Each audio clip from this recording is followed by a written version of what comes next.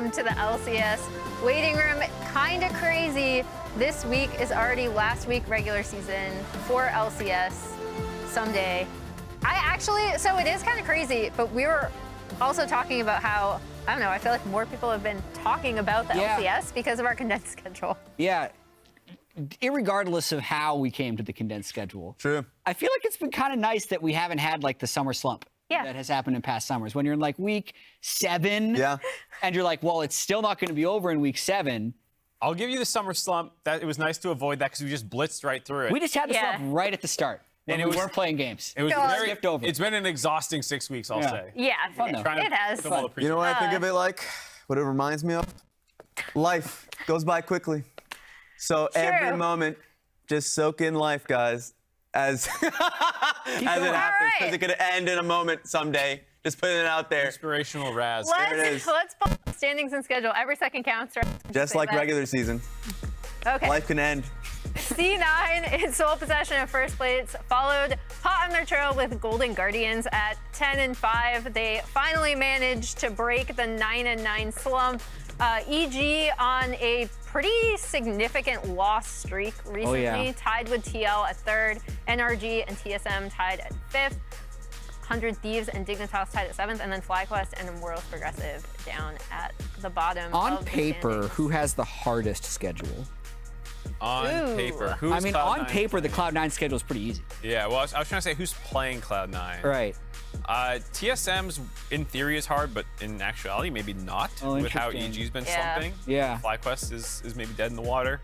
TSM's is pretty hard. They have to go up against C9 and EG in the last 2 games of the week. EG's 4 though.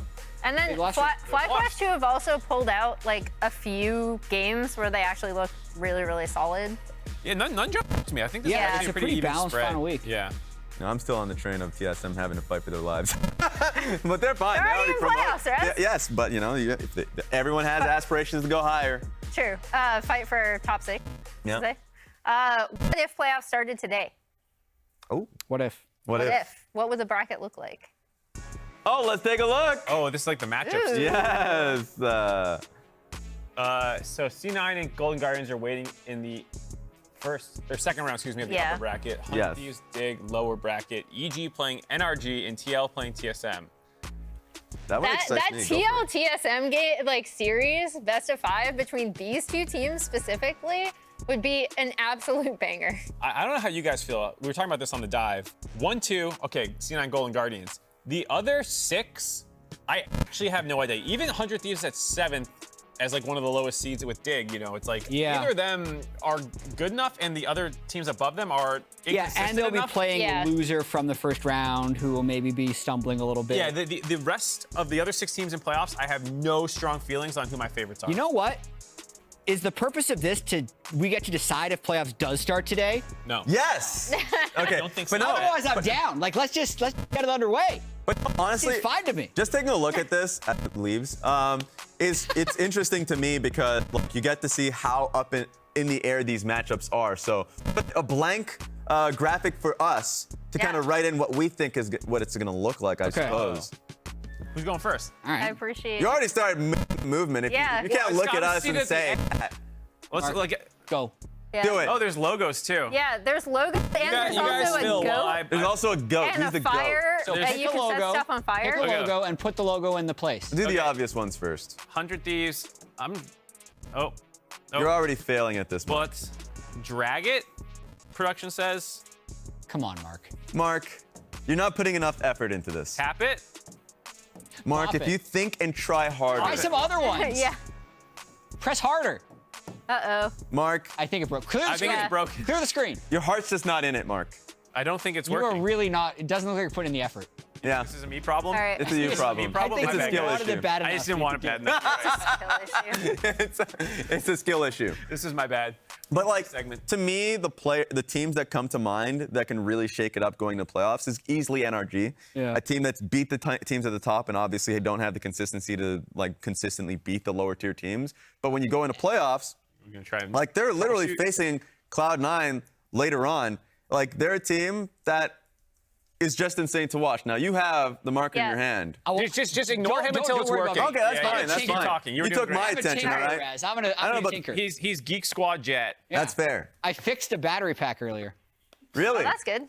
You know the ways to put fix... it on your resume. Yeah, it's right here. Look, charges my phone. You know the ways to fix a broken TV is to just hit it upside the head. If you want to start smashing this TV. I'm just gonna. Or like super old Nintendo, you just blow on the cartridges. Let's just keep talking about the actual teams while Jatt troubleshoots. All right. I believe we do have a graphic with playoff percentages for each teams. Okay, if you want to use that. But yeah, because I think, this is, so basically percentage of scenarios where the team in the position they're in right now at least ties for that position, right? So we see top 2, top 6, and then we already have 6 teams that are locked into playoffs. And the drop-off between Dignitas and 100 Thieves, who have essentially a 91% chance and then a 97% chance of making it in, to Immortals and now FlyQuest, the fact that FlyQuest has the least probability or the least percentage chance of getting into playoffs right now is, like, if you told me that at the top of the season, that's just nuts to me. Like, I would not have believed you. Yeah. I really liked where you're going with NRG as a team to keep our eye on, because they were one of the OG teams last year to get like the whole NA players good hype train going, and they just haven't punched above their weight class in playoffs yet. But they always end the regular season very strong. They were back-to-back 4th in summer last year, spring this year, and they're kind of on pace to do it again. I think being 8 and 7, they look really good. Apparently, we have fixed the playoff bracket. How hard did you hit the TV? Yeah, Jatt, did you just smack it? I did nothing in particular. I just wanted it to be fixed. Mark, I didn't want it. We didn't want it. Sorry, Skip. Yeah. So mine is pretty boring. This is why I wanted Mark to go first, because this is the graphic we've already seen. Because this is what I think is going to happen. So actually, no. I think Golden Guardians might fall to 3. What? Yeah, because they literally meme so much about only winning 10 games. They're just constantly like, ready to finish. Did you see Stixay's tweet? Yeah. I did not. He was like, ready to finish with the best record in Golden Guardian history, 10-8. Which is like, which would just be losing all the games. So in that case, I'm going to say APA has been the best. There's no Team Liquid there. But there's no Team Liquid here. I didn't want it bad enough. They didn't want it. You can draw a horse. I knew you were going to be TL Jatt, though, so this is not a shock. That's I guess the goat is a horse. Yeah, so this is Team Liquid. Wow, that is a much bigger emoji. As intended. FlyQuest isn't making it. I'm going to say Dig pops in at the 8. Everything else is just going to fill in as standard. So EG. EG's a tough one. That slide's going, man. It's just staying down there. I put him at like 5 or something. I'm gonna put him 5. Whoa. Not that it really matters. The Sheiden Armeo thing is a bad omen in week 6. Yeah, it's bad juju for sure. Yeah. And then NRG, are you a believer or a hater? Because you got to put NRG and TSM in there. There we go. Energy's here. I'm gonna believe just because of current records. I was gonna say they did make it to 4 unexpectedly. Whoa. Okay, you're crazy. Okay. Current records, they're both 8 and 7, Jatt. You just hate NRG. Just say it. Yeah, and then I'm gonna fill out the rest of the bracket. Wow, what a surprise! Resident sleeper. 1, 2, 3 in a row. I'm in agreement, actually. Yeah. I think C9 is The still the best size team we scaling have. on these are awesome. Yeah, the giant goat that no one is Anyone else gonna wanna know go? for Now TL. it's fixed. I think we're gonna go back to playoff predictions because Jatt, I heard you have some things to say about Immortals, 18% chance of getting into playoffs. Yeah, so I was actually talking with Raz about this earlier. Yeah. And they have 18% of remaining scenarios has Immortals in playoffs. But you don't think they're going to make it. Not at all. I feel like that's a decent chance. I don't think so. I did not. 18% is just a little under 20, which would be 1 in 5. Like we're doing coin flips and just completely ignoring that they're losing to everybody in the league. Well, nearly everyone. They went 2 and 1 last week. Nearly, yeah. That's why I had to amend Matt. When you play Yone in solo queue, what do you think is going to happen?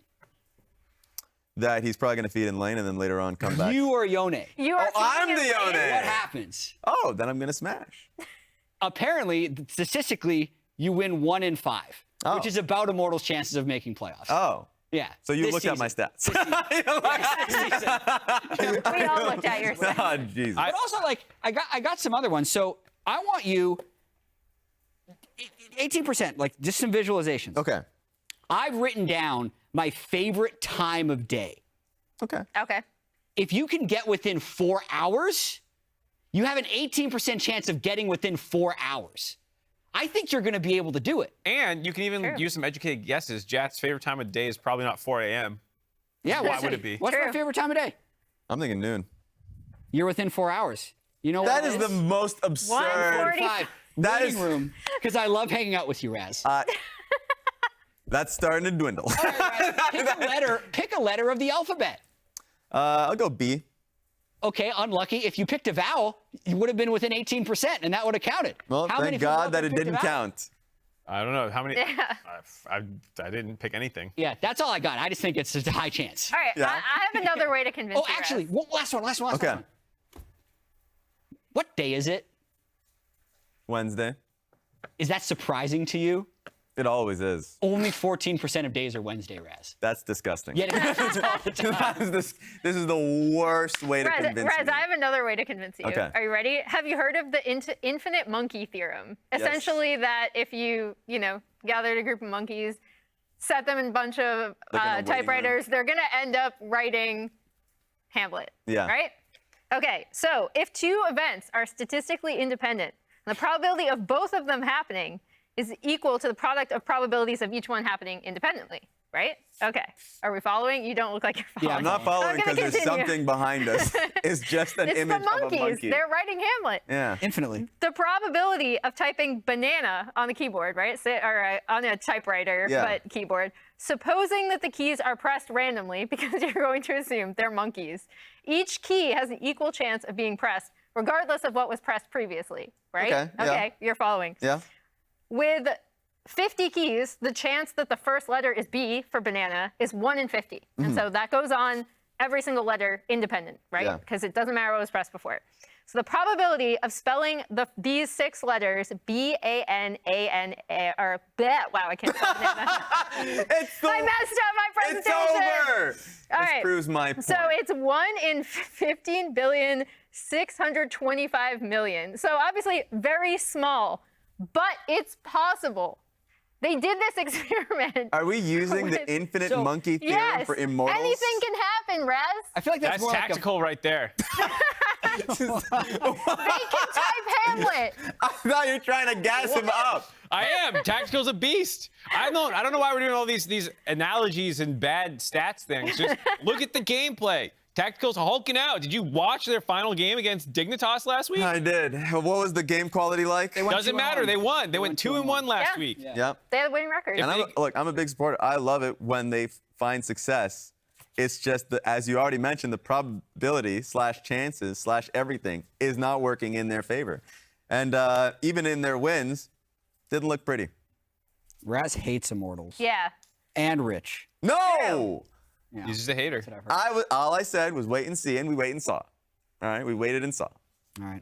Okay, put that out there. I was right about Dignitas, and now I'm right about this. Raz, you were right about the time of day that I liked, and you knew the day of the week. So I just you've know you already better. proved. Yeah. You've already just- proved. And I Immortals think knows Jatt's how to argument win. was the best. Immortals knows how to win. Yeah. MVP conversation. And you hate my Yone. Continue. Yeah. Well. It Continue. only has a 20%. Actually, that's against what we were trying to convince you. Yeah? Early MVP conversation. Who's in your MVP? Oof. Still JoJo in my mind. He came out first 3 Really? weeks, had smashed. Really, I feel like this truncated schedule makes it so like the last week matters so much more. And sure, even in their losses, it looked bad, but it didn't look bad because of him. He had still played his lane out well, even after the disastrous level 1 versus Golden Guardians. I still feel like this team relies upon him quite a bit, and he is still playing the best he has played since joining the league. And so, yes, if this week turns out poorly or averagely, then it's out the window, but I expect him to perform as he had been performing the first 3 to 4 weeks.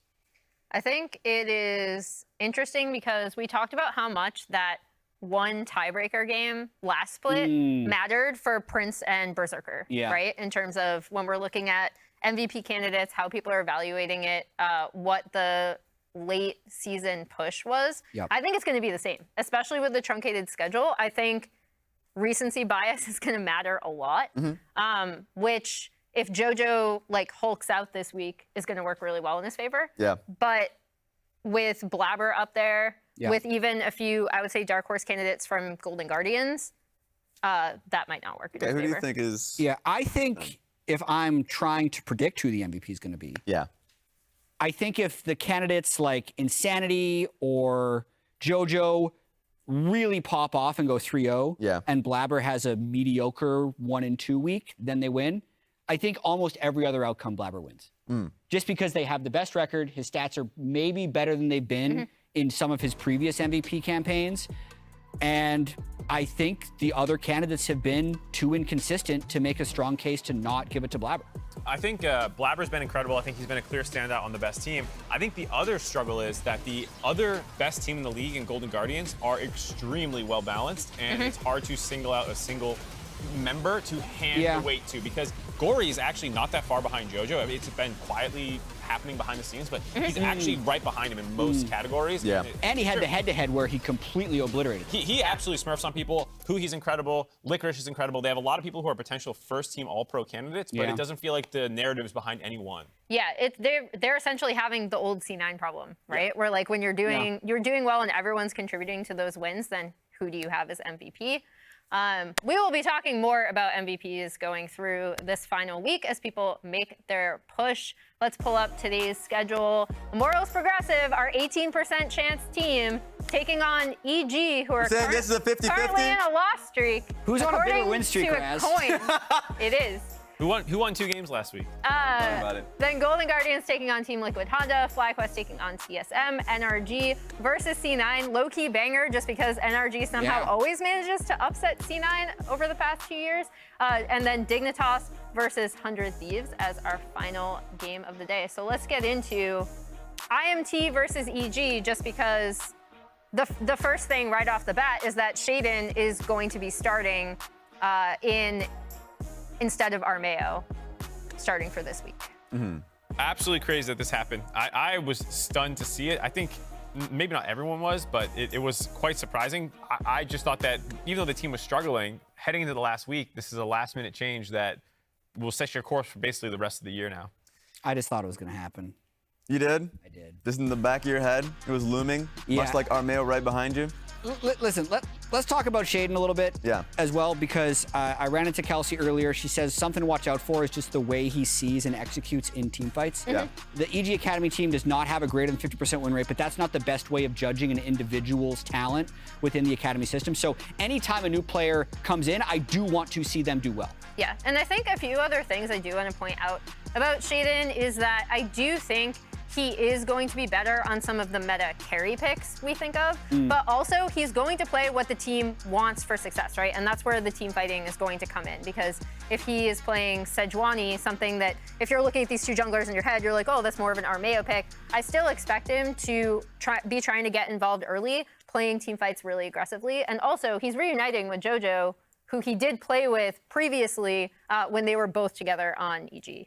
Yeah, that's the thing, and his path has been interesting. He came in as a sort of like a pseudo replacement for Malice at the time for Cloud9 Academy, and then moved to Evil Geniuses. And for the most part, to the point that you're making, like carry champions is his go-to kind of. It's not as if he can't play meta; he plays meta. So if they want him to play Sejuani as he's fiddling with his monitor. Get it closer. I need it even closer. Set it up. Yes, have the perfect Get setup. closer to me. I need to look into the monitor's soul. Oh, wait. And he's back. Anyways, but yes, he can play carries.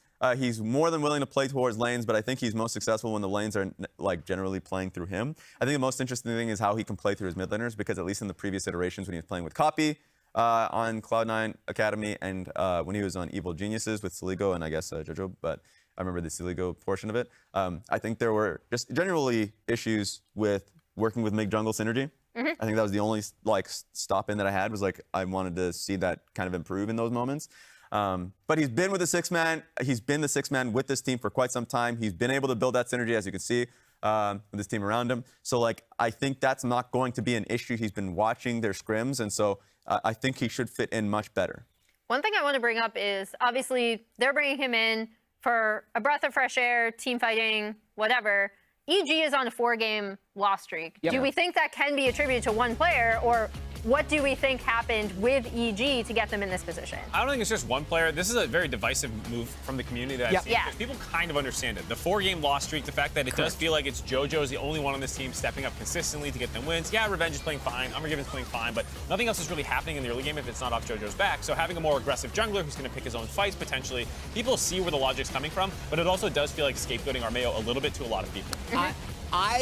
So the reason, to go back to our discussion earlier, why I thought this was going to happen is because of the 4-game losing streak, and also, as seems to be the case in all of our Mayo's career, there is always the next man up on the team as a jungler. Like, literally his whole career. Like, we're going to do 6-man with the Cadian Grig. We're going to do 6-man again with the Cadian Grig on Dignitas this time, right? And then even at the very start of the year, on Asset Day, they took photos with 6 players. Yep. So, like, I don't think he was the problem.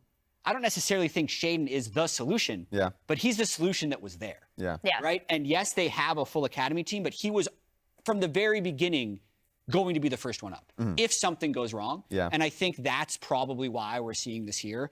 Everyone on EG played pretty poorly in the last 4 games, and Sheiden is the most convenient way to change things up. Well, and if you're going to change anything, and it's not going to be in playoffs, then it has to be this week. It's the last week left. So if you do want to get more data on how Shaiden's going to play on stage with the rest of the squad, you kind of have to take your shot now. You are locked for playoffs, and you're probably not dropping out of the top half, but you're also probably not punching into the 1-2 bye situation. So you're probably starting in upper bracket no matter what happens. So in that sense, it's a relatively safe time to make this experiment happen. Yeah, relatively. I still think it's a pretty risky thing to do. Yeah. Because I think our Mayo is a player that needs to have confidence and belief in him, and it is getting completely undercut here. So I think if Sheiden doesn't work, they're in trouble. I heard you got a stat for us. Do I? A very specific stat. I do have a stat. Yes. So, I love it because this also comes off of watching really old OGN Champions games with Flame. Yeah. And the Flame Horizon, which if anyone that doesn't know, I'm going to preface this discussion with the fact that a Flame Horizon is when a top laner or anyone gaps their opponent by 100 CS or more. Correct. So that's the origin of the Flame Horizon. He did it so often, that became the name. Revenge has consistently been known as the player who does well in lane, but then his team isn't good or he loses the game. So we made a stat. This stat is if a top laner, for this graphic, is up in CS while the team is down in gold at 14 minutes, and then they lose. This happened 5 times for Revenge in spring. He led the league in top lane Revenge Horizons. And the rest of the list actually makes a decent amount of sense. Summit, far ahead in lane. Yeah. It wasn't necessarily his team that wasn't team fighting, but his team was down at 14 outside of Summit. And onward down the line. Interestingly enough, when Revenge is on a better team in summer, the Revenge Horizon no longer. Is it only top laners who Wow. For this graphic, yes. Okay, because I was going to say, the Flame Horizon, anyone can do it. This is only tops. I wasn't sure if it's just a role thing. Yeah, so trust me, if this catches on, I'm down for showing all the roles, because there's some But yeah, and this would be the current top lane rankings for Revenge Horizons. EG's won so many games, and the other lanes of EG are so often ahead, Revenge just hasn't had the opportunity to make a Revenge Horizon happen. Wait, so has he fallen off since spring? Is that what this says? Well, it's a very weird thing to consider. He's on a winning team. Getting a lot of His Revenge team is Horizons good. is usually a bad sign.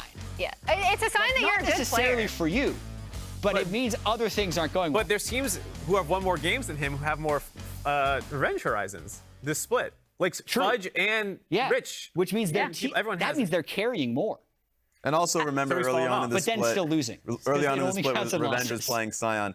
Yeah. The someday thing was interesting to me because he's been the silent, successful Decent player on player. this team. Yes. Yeah. And he's not getting resources. That's another thing that I wanted to make note of. There's one game where they were forced to give him resources versus IMT, where they were just bullying Double Lift, but like that's interesting to see. Yeah, I was gonna say someday being up there is actually really interesting to me because we also talked about how little 100 Thieves do in their early game. Yeah. So it makes complete sense. People have kind of said he's low-key doing well while the rest of the team is struggling.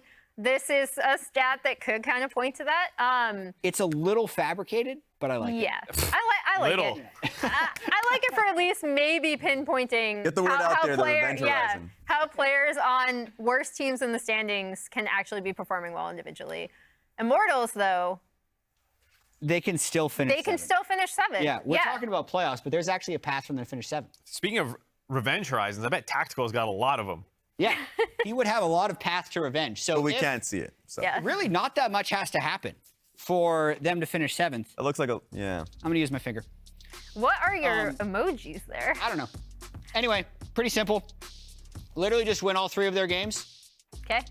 And then to actually get 7th, this is the big one to pay attention to, actually. Dig would have to beat 100 Thieves because of the way tiebreakers play out. And then after that, Dig and 100 Thieves just have to lose all of their games. That's And not that the. would mean 7th place.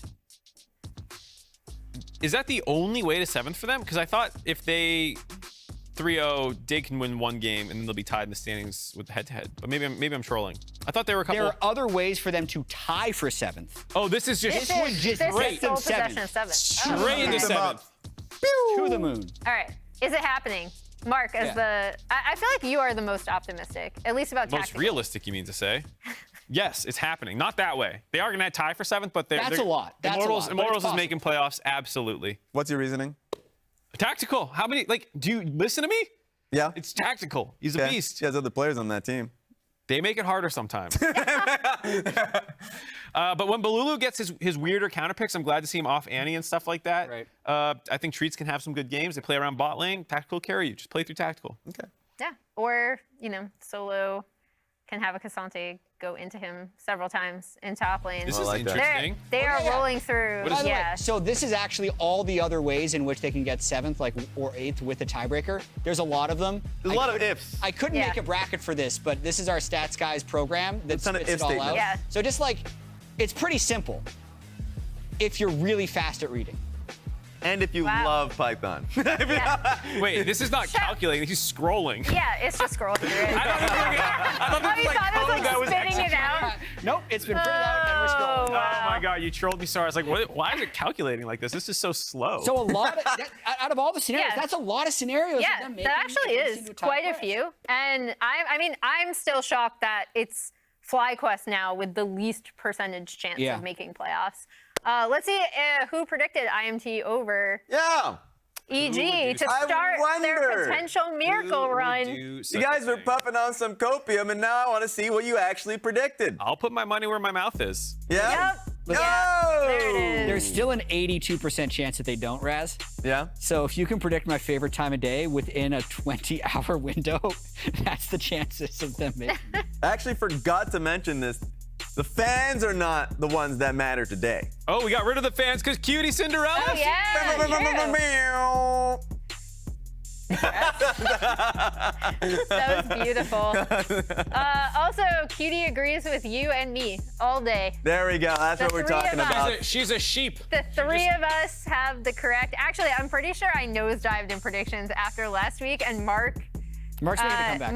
Mark is gaining been some on fire. steam. He's been Yeah. on fire. I'm making a request of the After the producers. craziness. Mark's What at is least your at request? 55% the last few weeks. hope Replace Mark Z with QTCinderella.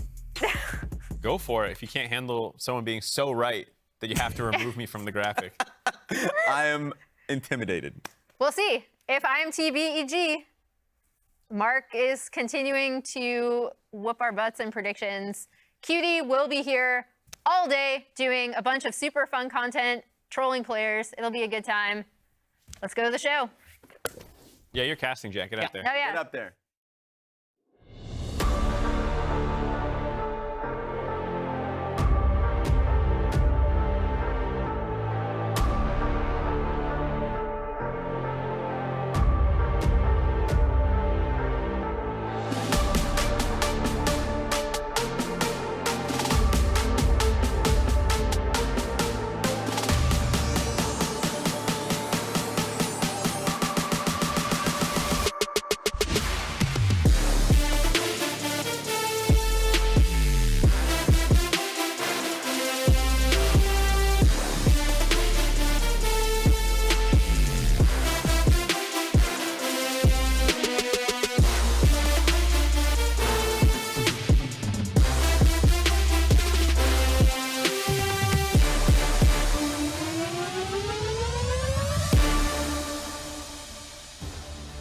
Hello and welcome to the final week of the regular season of the LCS for summer 2023. Let's go. We are about to get into it. I'm Gabby. I've got Jatt here. Are you out of breath after running from waiting room, or are you all good? Nope, I exercise a lot more than the other guys, so I'm ready to go. I All could do that that golf. all day. Yeah. Yeah, I think people underestimate the work that it takes behind that swing. The to really be on 17,000 top steps of a it. day. Yeah. Well, anyways, no steps to be had by the players on the stage, as they'll be locked in for the next half hour if it's really, really short. Yep. Or longer if we get a bit of a scrap between Immortals and Evil Geniuses. Different states onto which these teams are entering the final week. They really are, with the fact that EG is already locked in playoffs and Immortals is really fighting for their lives. However, if you were to just look at last week, Immortals would actually be on a better trajectory. Immortals won 2 of 3 last week. EG lost all 3 and are on a 4-game losing streak and made a roster change. So I think because of the events of the last 3 to 4 games for each team, this game actually becomes a lot more of a toss-up than you would think by looking at the records. Yeah, and I think that we will also be looking at how Sheiden performs, that roster change that you are mentioning. I know that there was some curiosity around the announcement, thinking how long was this in the works? Is it something based on merit? What's going on here? I will say, Jatt, there's a benefit to being a caster for both the LCS and NACL. How do you feel like he's done? I feel like he has been able to play the aggressive style that he really enjoyed last year and has developed as such. Evil Geniuses have been on the rise, sending into playoffs. But one of the notes that I was going to add in terms of him making this play into the LCS is I saw it on the narrative doc many weeks ago that, hey, maybe he'll get LCS time. This isn't a spur of the moment addition just for week 6. It's something that has come from his performance thus far in the NACL. Yeah, and I think it was also part of the pre-season expectations when EG was rebuilding their roster. They were definitely taking a bit of a shot on Armeo initially because Armeo didn't actually play competitively for all of spring. He was a coach on C9, so during the EG Asset Day shoots, they were shooting with 6 players. Armeo started the split so hot that I think Sheiden became an afterthought, but once the 4-game losing streak happens, the afterthought becomes a little more top of mind, and it looks like they want to give him a try. And I'm sure Immortals are very prepared for this matchup. I'll give some more details onto it. The history between Kenvi and Sheiden, both Filipino junglers that are now facing off in this particular matchup. But Immortals, after catching up a bit with Kenvi and Bolulu, their whole plan for this week is to lean into their unique style and look at what we're locking in right at the top. Yeah, that's dive all day. That does allow them to play through bottom lane if they so choose. That's where they found a lot of their success in week 5. However, just saying at the very start of draft, we're picking dive can be dangerous against a competent, flexible team. So picking dive already into those 3 champions that EG has is pretty rough. It's very hard for Kai'Sa Alistar to get successful engages onto Rell Poppy. And on top of that, if they make it to the AD carry, Unforgiven just presses R and it's all for nothing. So already I really like the first 3 from EG, comparing them to the first 3 for Immortals. Yeah, you're exactly right. It's that duality of the escape mechanism that Xayah provides with that Featherstorm, but also having a Poppy on the squad to hit them away with the Keeper's Verdict should a Nocturne show up out of nowhere is a good place for Evil Geniuses to be in this draft as we round out the last bans. Yeah, the Twisted Fate ban I do like. You want to throw anything at Bolulu that's a little bit outside of the big meta mids because he hasn't necessarily performed that well on those. And I think there's a decent chance that EG actually saves their 5th pick for JoJo, as when they're subbing in a new jungler, I think it's very important to make sure JoJo can be the primary carry. So you can see already he's the one doing the majority of the talking at this point, because I think they're trying to dial in his pick, whether that's the power pick after banning out Twisted Fate or waiting for the counter. JoJo is such a central point to the storyline of Evil Geniuses throughout this split. Early on, their success comes from playing around their star mid laner. Other teams figure it out, put a heavy focus onto mid lane, and then we see differing results. So what can Sheiden, what can Eyla do to ensure that doesn't happen here against Immortals? I think in terms of what Sheiden does, it's a lot of what Armeo was doing early on in the split, come mid often. In the first few weeks when Armeo actually picked up the Player of the Week, he had I believe, 25% mid proximity, which means 25% of the time between 3 and 14 minutes, he was actually within 2,000 range, which was like kind of half a river of JoJo, which is incredibly high. It was higher than anybody else in the league. So with Ahri Poppy, that is a very versatile duo that they can kind of decide the way they want to play the game with. And Ahri is a pick on which JoJo is extremely comfortable, often banned out against him to get to the depths of his pool, but not the case here today when facing off against IMT.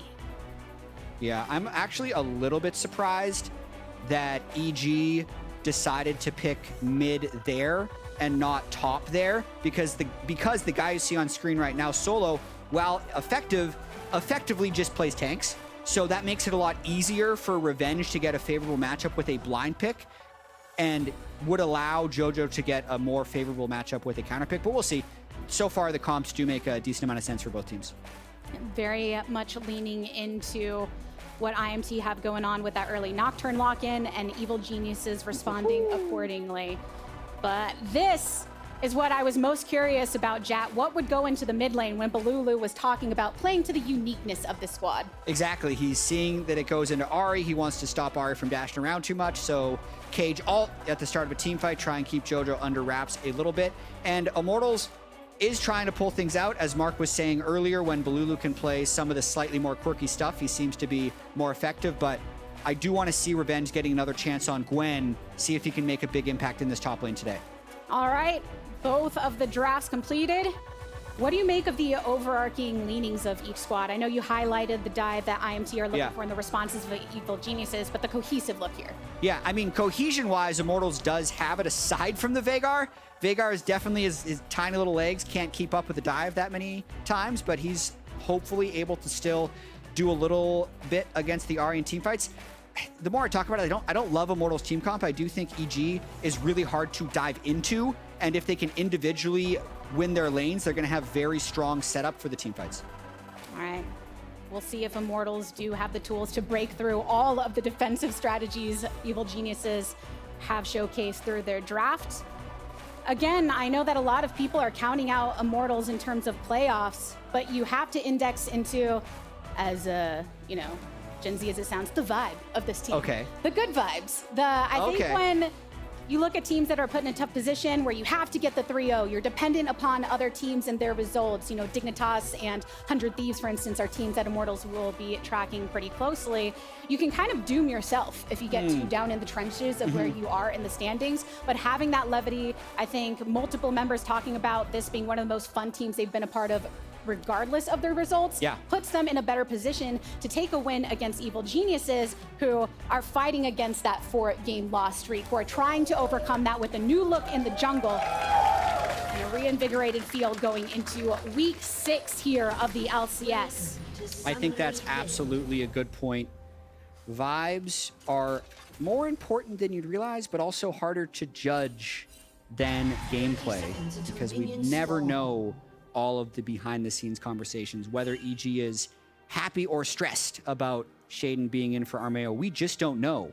So we'll have to see how they're able to execute here in game. And we'll see how that execution goes right off the top. We don't see what we have seen in a lot of games in Summer Split, this emphasis on the level 1s that has become more and more prominent, teams trying to counter the counter, basically, in a lot of cases. But here, very standard across the board. Yep, just pretty defensive lines. There's a nice ward that EG was able to get on the Raptors of Nocturne. He can clear that camp very quickly, so if he starts on that side, it just gives Sheiden a little bit more information. But when they saw the invade bottom, Bolulu does the exact same thing. So very standard, very fair trade of information so far, and JoJo already trying to get some heavy trading in. Exactly that, making sure to try to punish Bolulu when he returns to lane. So Kenvi starting on that bot side and Sheiden up on top. But one thing with these junglers, just to give a little bit of a story behind them, I did see, JoJo and some, or not JoJo, Joey rather, coach of Immortals and some of the staff over in the kitchen area.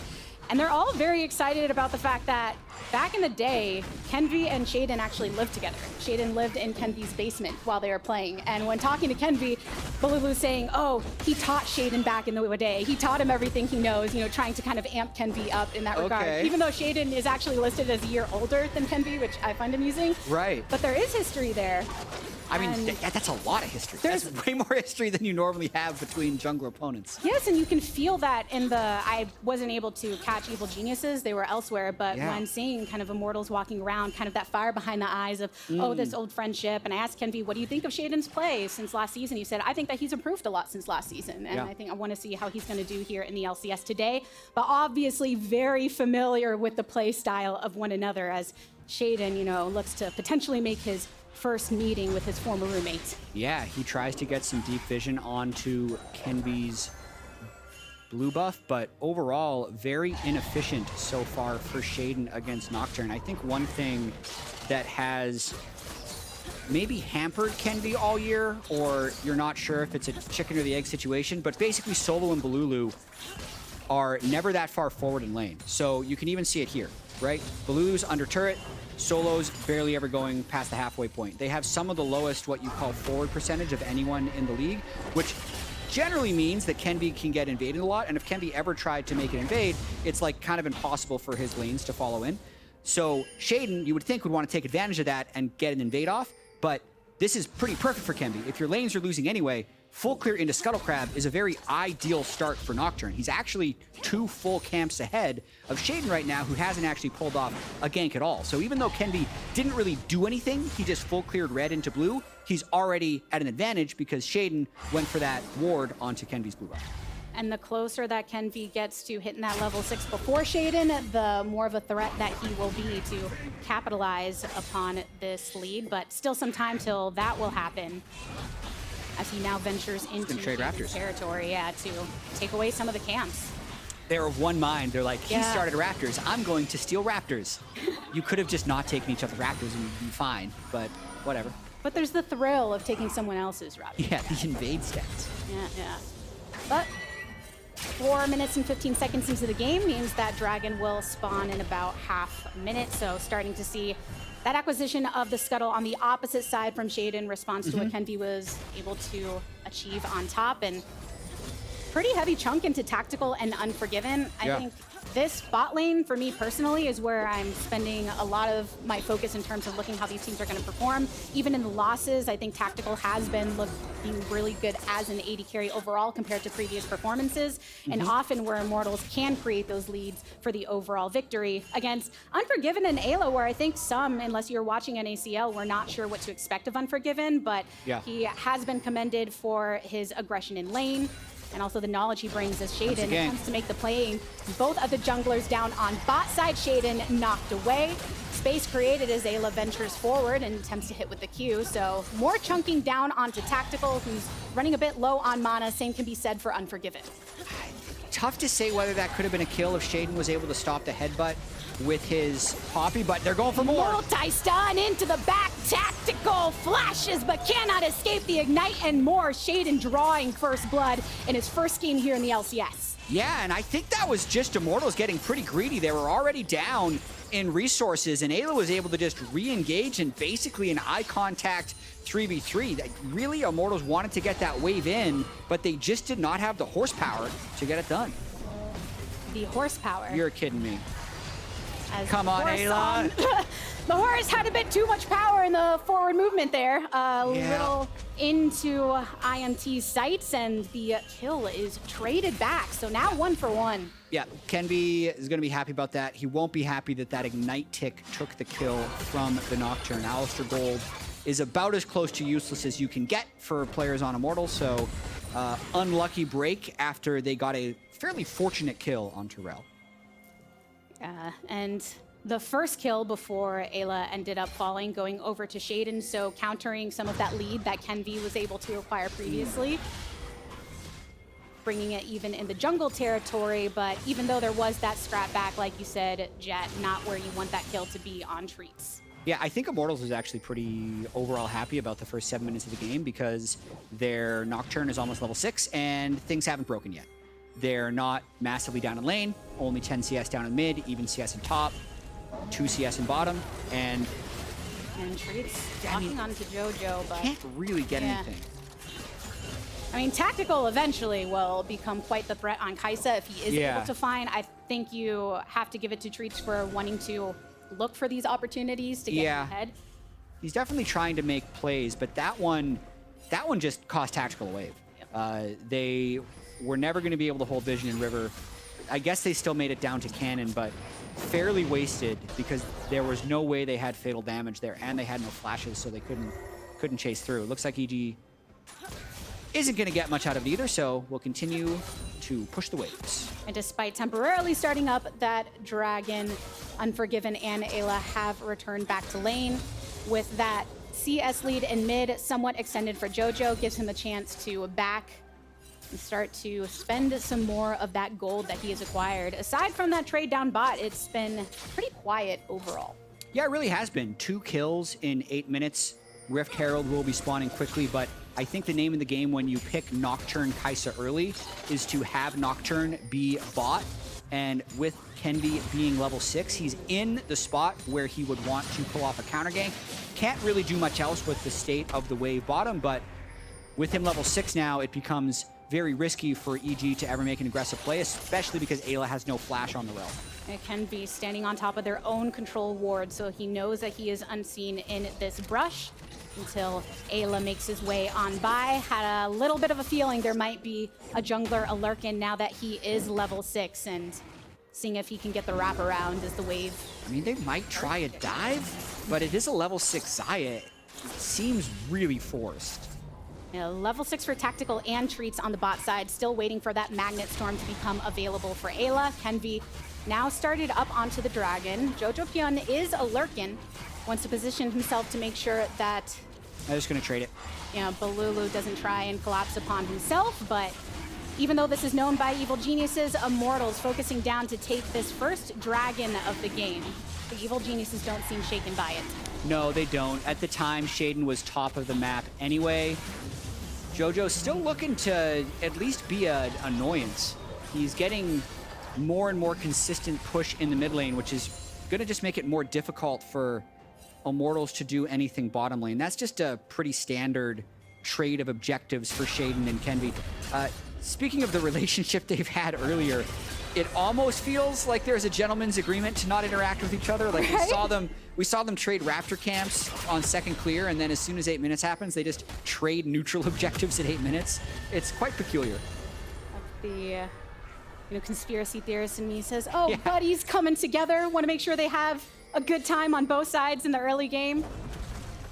Lots of evil geniuses presence over on this top side, though. We know that Rift Herald was previously picked up by Sheiden from that objective trade for that dragon on the bot side. So temporarily standing the ground here on top, but Solo now caught between Sheiden and Revenge, knocked up once more. Needlework puts the finishing touches for Sheiden to knock it down. That was really nice. I feel like that was a call that Revenge made, and Sheiden was kind enough to accommodate. They could also get a lot of plays with that Rift Herald, and Kenvi really wants to cross-map, but again, look at JoJo shadowing a blue buff. He completely shuts that down because it's already going to be hard to dive a Xayah. It's suicide to dive a Xayah when Ahri's in jungle. So they're really, really, really trying to pressure Unforgiven out of this game. Now that they can bring Bolulu down, we might see the dive. And the Rift Herald being dropped by Sheiden, teleport coming in from evil geniuses. JoJo's doing so much to stop this, though. So after he covered the first gank by being at blue, he went back to mid and then covered again with teleport. So JoJo's absolutely, even though it doesn't show up on the scoreboard, controlling this game. A lot of the reward he gets for how he shoved in that mid lane was getting the CS lead and kind of dictating where Bolulu had to be in terms of responding to lane, to the plays down on bot side, and having that additional threat for evil geniuses with the teleport. I mean, good work in what is, yes, somewhat quiet of a game, but you have to take notice on when those plays are offering that kind of, abstract pressure. Yeah, I mean, just look at how much Immortals tried to set up that play. They spent so much time in River and the first layer of the jungle, but on the scoreboard, it doesn't mean anything. The CS is completely even because JoJo was able to just counter that with his presence. So really, really nicely done there by EG to stop all those plays and get their own positive play in top lane. And speaking of presence, just suffocating what Kenvi is able to do. Now level 8 with Nocturne, you're looking at where are those plays, the paranoia coming in to have an effective dive. Not really an opening that Immortals have been able to take full advantage of. No, definitely not. They're going to have that long wait before Kenvi's ultimate is back up. Solo not making many plays. Looks like he got the Rift Herald drop up there as well, so 4 plates already taken down from that turret. They're not getting anything from mid lane with Bolulu because JoJo is consistently shoving that in with ease on the Ahri. And the one spot where they do get an advantage, there's a Xayah who's incredibly hard to dive, which is what we pointed out in the draft when Immortals said they wanted to dive.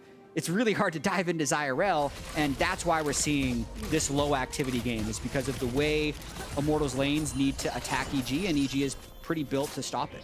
And when you can draw out so many of the tools that Immortals were depending upon, like that paranoia, and still keep that gold lead in your favor if you're looking at evil geniuses, then it's something for you to work with as the minutes dwindle on. Some plates, though, taken on bot side for Immortals. We've seen a lot of opportunity for Tactical to keep farming and attempt to get into a build where the Kai'Sa can really pop off as that damage threat. Yeah, it's going to help the wave clear a little bit if they get outside of laning phase, but looking for a play here. Nope. For it. All right, the cow goes in, and the paranoia has been drawn, knocked away by the Keeper's verdict. The tank can't be here to tank for Immortals. But Eyla, already marked down to half HP, can't continue stepping up, so Evil Geniuses back off. They take those resources and ult for an ult as a win. Yeah, I think it's 2 ults for 1 because the Poppy ult was also burned in a disengaged 4v4, so not that bad for Immortals as they try to get Dragon control. Sheiden is lurking nearby, but is seen on the ward, so Immortals, they had previously spent so much time there trying to ward up across river, and then now doing so again, I think shows that emphasis of where they're hoping to draw their power. But now 14 minutes in, plates are no longer a thing. Yep. All of the turrets still up and standing though, and I think if you're looking over on top side, Revenge on the Gwen does have that slight CS lead as you're expecting for him to be able to harass. I think one of the Evil Genius's narratives being tracked is how he can bring some of his power to effect. You gotta watch and this he dragon, doesn't have teleport to come into this dragon, so Revenge is just walking down for Evil Geniuses looking to attempt to contest. Teleport now by Solo looking to sandwich.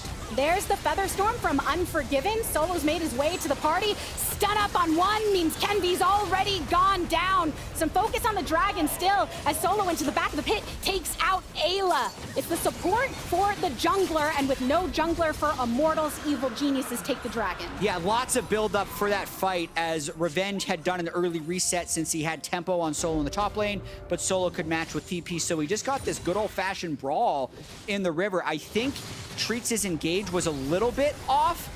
Otherwise, there's a chance this fight could have gone a bit better. As said previously, we're already down some ult, so there's no Nocturne ult, there's no Ahri ult, so mobility in this fight is low. He's unable to lock up Eyla with the Headbutt Pulverize. That allows Eyla to counter-engage pretty well. I actually feel like Unforgiven maybe burned his ultimate a little bit unnecessarily. It's just Solo is able to kidnap over the wall to make 1-4 happen. Net, pretty good for EG. Stop the Dragon stack and keep their gold lead.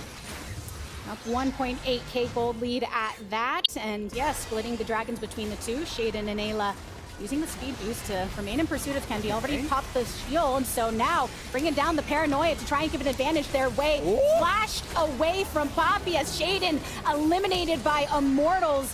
And Evil Geniuses, JoJo, Unforgiven, and Eyla wrapping through the river to get the charm to lock down Treatz. And now Kenvi, fallen low, has made his way towards mid, and the Rift Herald is for Evil Geniuses to focus down. I don't think they're going to take it. 12,000 health with no jungler is a little bit too much. They got to go get their waves under control. Immortals already pushing in mid. Top is already crashed. So just another skirmish, and Immortals is clawing their way back a little bit. Really good injection of gold onto Tactical there with the 450 gold shutdown onto Sheiden. And just watching the way this happens, it doesn't look like a good start. Normally when you're using Nocturne ult as the other team is engaging on you, there's no darkness effect because they're going to be able to see you anyway. But Bolulu actually gets JoJo a solo kill. Well, teleport follow-up by Revenge. Needlework activated already. Bolulu won't be able to survive the damage despite the stun. So 1-for-1 traded on the top side. Kenvi in the vicinity, but multiple members of Evil Geniuses will keep him at bay. And now returning over towards the Rift Herald with no mid lane threat. Solo bolo for Bolulu right there. I'd have to see, he might have teleported in, or JoJo was just being a little too greedy on the wave. The overall gold trade with Rift Herald going to EG would be an advantage for them, but Solo also able to get some tank gold on the bottom side. So I think overall this is kind of what we talked about during Champ Select, Gabby, where the game is closer than the records might suggest. Yeah, and I think that you can see that in just the head-to-head with Bolulu being able to show out with the solo. Walks up to him and murders him. And honestly, these are a lot of the plays that brought a lot of attention to him in the NACL before coming through, that willingness to go for the 1-1 and just kind of bully out his opponents. Yeah. Revenge, burning flash and teleport to get the counter kill. He will definitely have to have a big performance as he got early resources, he got plate gold, and he's picked up a kill here on the Gwen. And I know, kind of following up on Revenge and his context in this team, even when he was on Immortals, everyone talked about good player, let's see what he can do on a different squad. And then even here, he's able to acquire the leads that he's been in the past in top lane. We want to see how he can work with the rest of the team as a threat when JoJo is under fire, when they can't find those advantages elsewhere. And now Evil Geniuses creating another advantage for themselves on the map as they immediately drop this Rift Herald across mid. One of the most important turrets to break open in the game. Yeah, really nice for them to be able to get this, especially if they can get another crash. Fight time! Well, Paranoia dropped in again. Another crash from that Rift Herald achieved. And even blinded Evil Genius is trying to back off from the damage. Bolulu still under the guise of the tower, and Eyla popping on forward, but can't find the lock. So it's just Treatz that has fallen in this one, but Evil Geniuses got a lot in terms of map pressure and more. Yeah, I'm gonna be honest. I was talking before that happened because I didn't think a fight was gonna happen. Because there's no way Kenvi and Treatz should engage that when Solo is alone in the top lane. They are not going to be able to actually get on their targets because everyone on EG has these abilities to get out of it, especially the Xayah. So I think it's just a really bad engage by Immortals there. I think trying to punish EG for posturing forward, but they definitely lose that fight badly. Yeah, I mean, getting a second crash with a Rift Herald right after that engage and continuing to pressure onto Immortals, coming on top in the kill count. And all of the ultimates were used not too much longer before JoJo has that Spirit Rush available once again. In terms of another potential engage, as we are only a few seconds away from this dragon spawning. Right. You do have the Killer Instinct from Tactical, Solo top with his ultimate as well. Yeah, and I do think EG isn't going to be able to contest this one because of the previous fight, but they also are going to be able to get control of the Baron area, and they shred this if they decide to go for it. So Unforgiven with Nabori Quick Blades can just spam all his spells on this Baron. So if Immortals does not respond to this, it could be a Baron. If they do, we could see an Eyla flank. He loves to do this. And the rotation coming through from Immortals. Ayla looking for the angle, and downtown Kenvi has arrived, but not for long. Evil Geniuses punishing the dive here.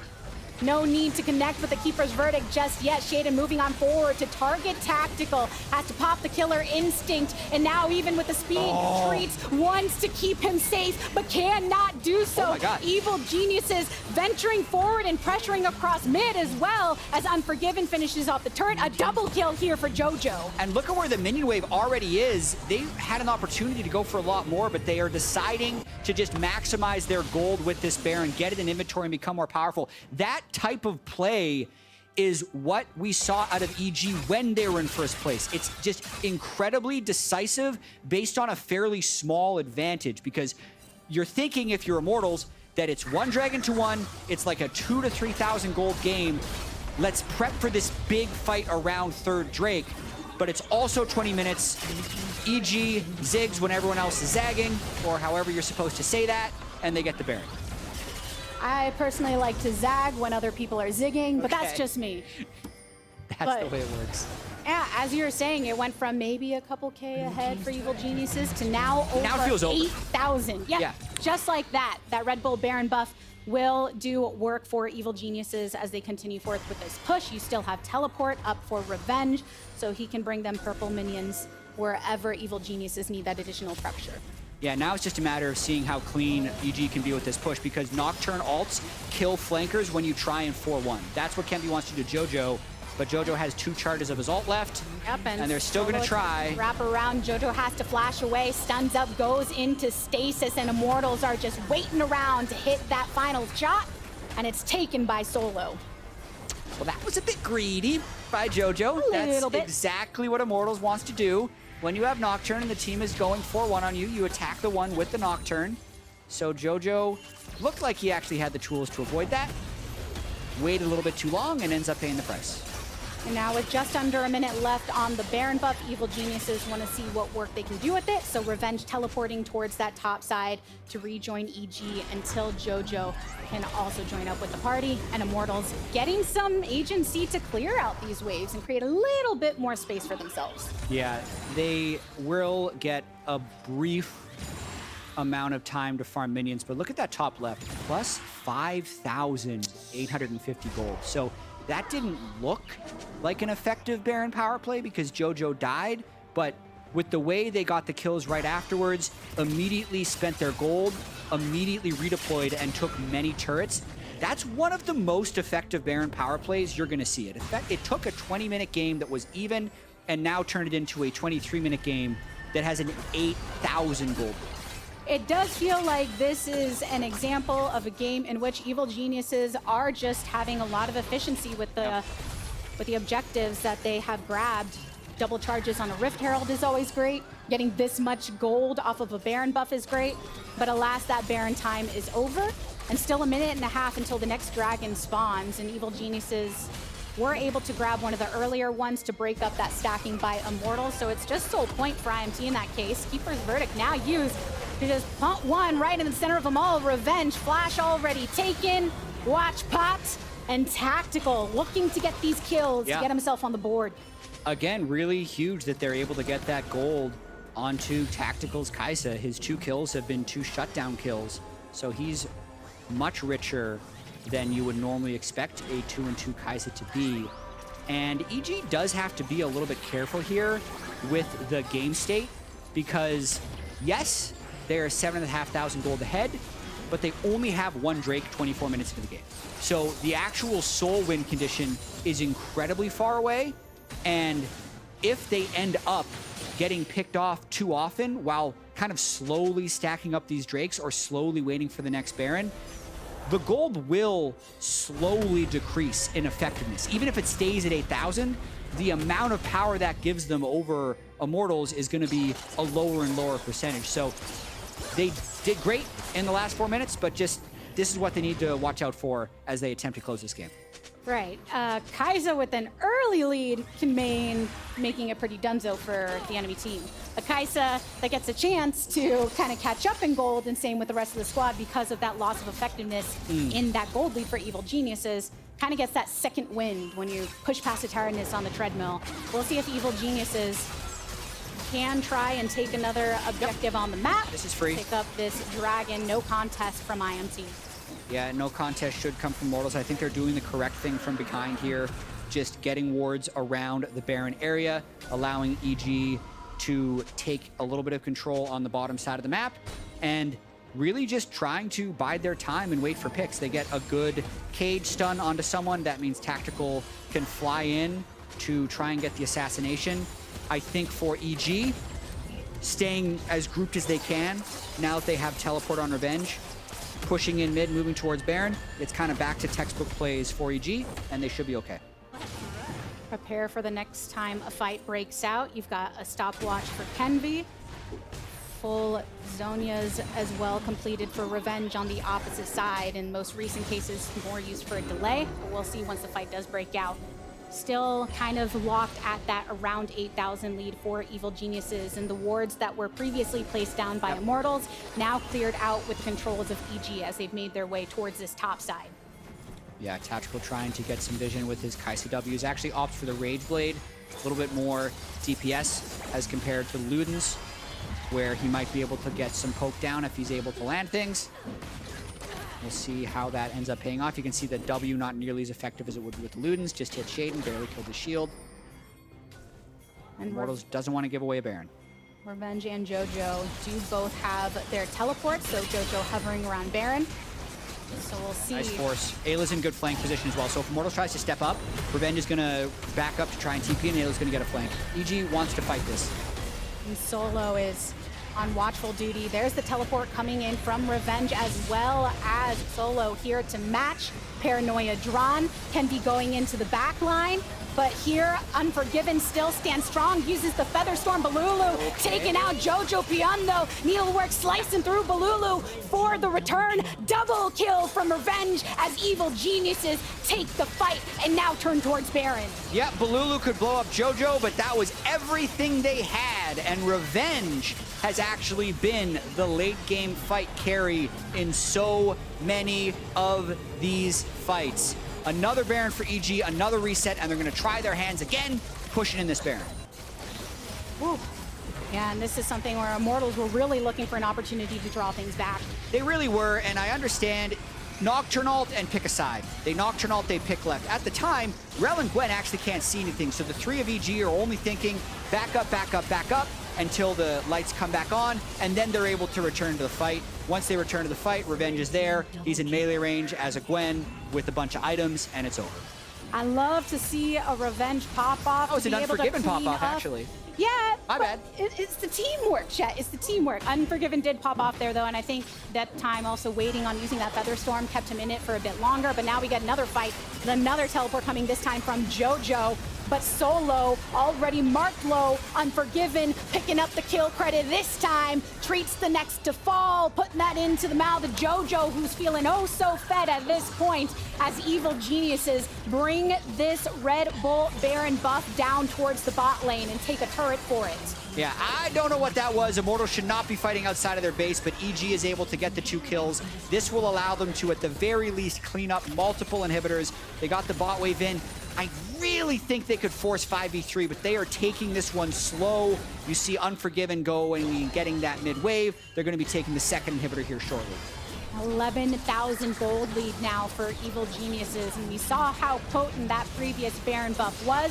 We'll see if they can put themselves in game-ending territory with this one, focusing down that mid inhibitor to draw the inhib count to 2. Yeah, I like some of these tweets coming through. I do agree that the Veigar into Ahri makes sense, but it is not thematic with the rest of the team who all wants to dive in, and Bolulu is just kind of there as the Veigar. And I do think it's a good time if he gets away. Time to focus here onto Revenge. He can just kill them both. Tactical right on top of him, and he's saying, yes, please come into the sight of my scissors. But Solo and Treatz ready to pop off, not so much as Revenge picks up the double kill. And you want to face me in the jungle? Not so much. Yeah, that's some revenge on his old team, for sure. Being able to get the double kill like that. Very foolish play by Immortals with the current power of the Gwen. But no, I do think it's a good time to check in, like, how do we think Sheiden did? Yes, he's getting subbed in against a team that is tied for 9th place in the league, so it's an easier situation. For me, I think he played fine. When I'm thinking about the way he played the early game, it looked like he was getting microed around a little bit, but he didn't make any big mistakes, and he was able to support the rest of the team as they try and close the game right here. Joining the onslaught of evil geniuses, encroach upon Immortals territory, double root from Unforgiven, and the knockup here to follow. Tactical's back from the base to see if he can take someone down with him, but after Sheiden goes golden, there's not much of a target. Another watch popped here as Revenge with the Zhonyas is feeling good and protected. Evil geniuses bouncing back from a 4-game loss streak, sticking it to Immortals to kick off this first week. EG breaks the streak. Sheiden gets his first LCS win, and they continue their quest for that first round playoff bye. It is very crowded at the top of those standings with the 10 and 6 evil geniuses. This loss does mean that the Immortals solo 7th place dream that we outlined in Waiting Room is dead, but happens. GG to EG. Like I said, good vibes on the Immortals side. In terms of saving the mental, regardless of result, I trust them and the rest of the squad. But Evil Geniuses were in a position where they wanted to be rewarded for how well they played at the start of the split. And getting into top bracket and aiming for that is one way to do just that. And also making sure that Sheiden had a good first game here. Yeah, I think they put him in a decent situation there with the Poppy into a team that wanted to engage on him. You're not needing to do too much on that pick. You just kind of need a team fight, which when I talked with Kai'Sa, their head of coaching staff said, watch out for him in team fights. The team fights went very well. I think he played defensively as needed on Poppy and allowed the carries like Unforgiven to do their jobs. Good debut and being able to slot into this team. Now, before we go, though, congratulations to all of you at home who are headed for a first place finish in Fantasy LCS on Sleeper. For those of you who don't make it to the winner's circle, come back next split for a shot at redemption. Now let's go ahead. Take a look at these teams. I mean, Sheiden, I do want to get a nice look at his face here.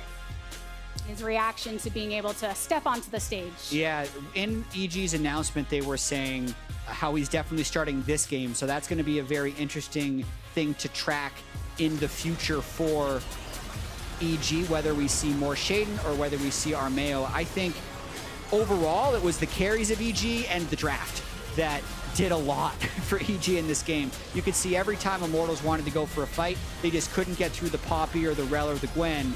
And Revenge absolutely had a pop-off gank. He got an early gank from Sheiden, he got the Rift Herald crash, and was really controlling these side lanes for the majority of the game. He always gets the nod from fellow top laners in the league, and a lot of what matters is, can you convert your ability as a player into closing out games? And here, he was able to follow up so well on what Unforgiven could dish out in the team fights, putting that pressure in the side lanes, and it's just fun to see him on the Gwen. Yeah, didn't have a Revenge Horizon this game. If both of you missed it, the Revenge Horizon is when you're up in CS at 14, but your team is down at CS and you lose. So winning just disqualifies him from even having it. He did lead the league in Revenge Horizons when he was on Immortals. Doesn't get them anymore on EG for some reason. Slightly better environment for him, you would say? Yeah. I think that can be said that I think both of these teams actually, when you're talking to them and kind of getting their perspective on how are you gelling with the team, it feels like where we talk with Immortals, it says, oh yeah, good vibes kind of squad.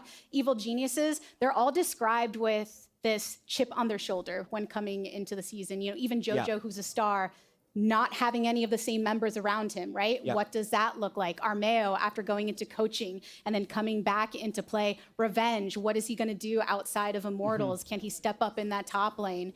And I think from there, and I mean, we know the bot lane as well, just Unforgiven rising up from NACL, and then Eyla coming off of a rough season or rough split rather. In the end, the case is good on Evil Geniuses. 10-6. Yeah, 10-6. 10-6 feels good.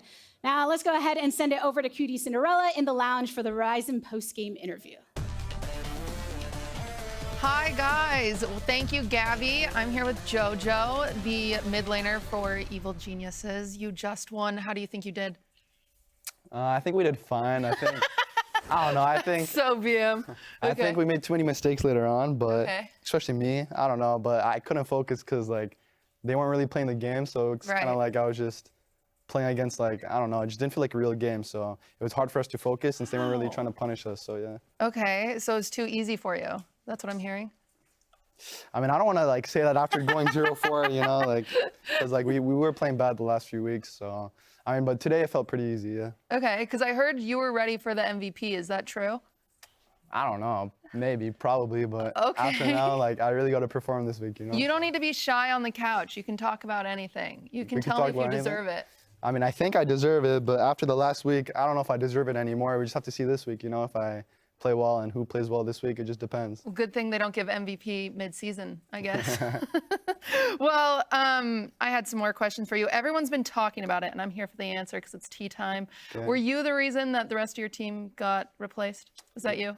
I mean, honestly, I just told my GM in the offseason, like, I don't want to play with these players. You know, they're holding me back, so just fire all my players and my teammates, and, you know, we're going to get first. And it's kind of what happened, you know? It's true. Okay, then all the rumors are true. Believe them. I know you got fined at Worlds for wearing those Crocs. I see you're still wearing them. Did you learn anything? I mean, it was messed up. Like, they told me before the game I can wear my Crocs on stage, so I'm like, okay. And then when I get on stage, they like pause the game and they're like, you can't wear the Crocs. Or I don't know, it was just messed up. And they're like, you can't wear the Crocs anymore. So I don't know why they changed. I don't know if they have something against me, but Oh my gosh. But now I'm allowed to wear it again, so. Do you think they help you play better? Show them off. Show them to everyone. I think they definitely help me play better because them. it's just comfort, you know? Like, Yeah. I gotta see, you know? So like, it just doesn't get me kind of stressed out because it just tells me like, oh, I'm just playing in comfort mode, you know? Yeah, maybe you should have told your old teammates to wear Crocs. Maybe it would have helped. Actually, they all wore Crocs after, so it didn't work out for them though. Okay, that's fine. And so you do think it helps you. Did you want to try the tea? It looks so good. Yeah, it looks great. You can try it. I won't. You don't want to try it? No. We have to try it together. Like, you can't, you know? All right, we go at the same time? Yum. Yeah, Cheers. cheers. All right, let's go. Oh my. Yum. Only Wow. the best here That's great. for you, JoJo. You guys have snapped your losing streak. Is EG back? I mean, we versed the Immortals today, so like, I mean, if we lost, if we lost today, it's actually like, it's over, you know? Okay. Like, I think it would have been, I don't want to say a bad word, but it would have been bad, you know? So Yeah, you can't I have think another fine. Yeah, so I think today was we had to win situation because like, we're expected to win. So Right. I think definitely the momentum is coming back. Perfect. You're playing TSM and Team Liquid this week, meaning you'll be up against 2 more NA mid laners. What do you think of Insanity and APA? I mean, I don't know, honestly. Like, You don't think about them? they're NA mids, so obviously that's cool to watch. Like, they're from NA and they're playing well, I'm pretty sure, right now. So I haven't really versed them ever that much. I really didn't think too much of them before, but now they're playing well, so who knows, it can surprise me, right? Yeah. Are you worried about anyone in NA? Just me and my team, honestly. I'm just worried about like how we play, because if we play well, I think we can beat anyone, you know? Yeah. GOAT mentality. You guys heard it here first. Is EG going to Worlds? I mean, it's top 4 now, right? There's no way we don't get top 4, right? Like, there's no way we You can't can go to throw Worlds. if you're like tired. If you don't want to go anymore, you could just. Actually, that's true. It's like start a long throwing. off season. It's like a 5-month vacation or something. So, and I might just not want to go. It depends, you know. It depends how I feel. But if we want to go, then I think we should be able to go. Right. Okay. And what happened to the perm? This is a personal question. I miss Bro, it. I don't know. My last perm, they made it way too curly, so it just looked messed up. So now I'm just, and it's way too much to like maintain. So now I just wake up, I just get like an Edgar cut right now, and it's just easy to maintain, you know. So yeah. Wow, it's not hard to be JoJo, everybody. You're built perfect. You're ready to take on the teams. And thank you for coming on here. I really, really appreciate it. We're gonna send off to the commercial break. We'll see you guys later. Thank you, thank you, thank you. Multi-stun into the back, tactical flashes, but cannot escape the ignite and more. Sheiden drawing first blood in his first game here in the LCS. Nice, Jen. Don't take the cannon from me. Good job. Stay away, stay away. Good babes. Good shot. God, dude. God, dude. No need to connect with the Keeper's verdict just yet. Sheiden moving on forward to target tactical. Has to pop the killer instinct. And now even with the speed, Treatz wants to keep him safe, but cannot do so. Oh my God. Evil Geniuses venturing forward and pressuring across mid as well as Unforgiven finishes off the turret. A double kill here for JoJo.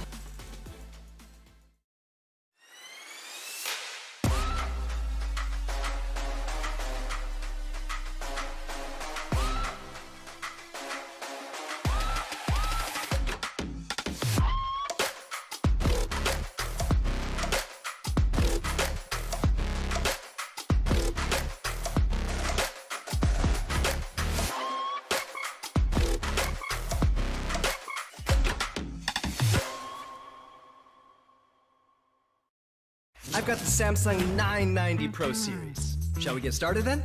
This speed exceeds all expectations. Reading speeds are 40% quicker than before, and writing speeds are 55% faster. Through the in-house controller, the per watt performance has improved up to 50%. The 990 Pro's nickel coating controller for its smart thermal solution technology controls heat. Playing computer games?